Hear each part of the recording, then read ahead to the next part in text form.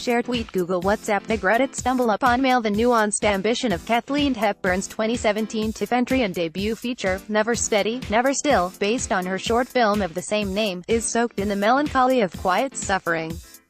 The film takes inspiration from Hepburn's close personal experience with Parkinson's disease, the director's mother having suffered from it for the last 24 years.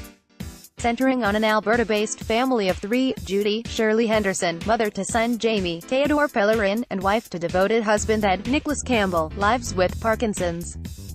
Judy's days are defined by the struggles of fastening a button or unlocking the catch of a pillbox, the support of her husband in the muted sanctity of group therapy, where progress is measured as much by moving forward with the disease as it is by coming to terms with it.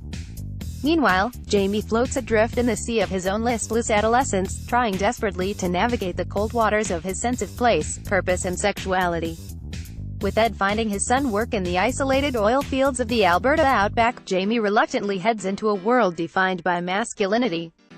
But when Ed suffers a fatal heart attack, Jamie must return and rejoin life with his mother at home.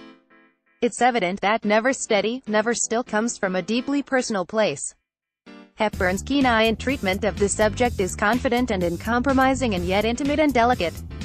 She is not concerned with a traditional narrative trajectory carried by the upping of stakes, but rather in exploring the ways in which life can unfold. This is slow cinema that is unafraid to take its time and refuses to be distracted.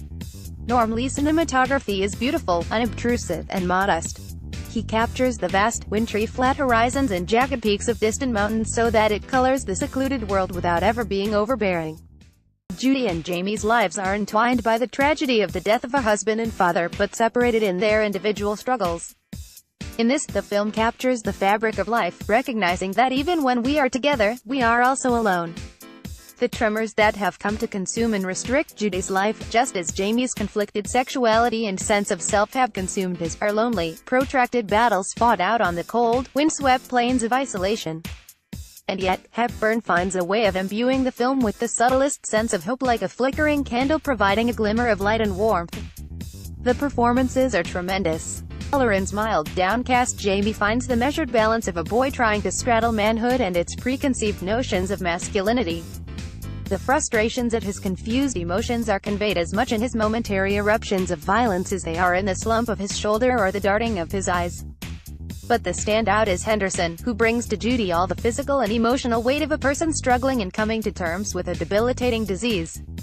The toll it is taking on her body, mind and family. She is vulnerable, angry, sad and scared.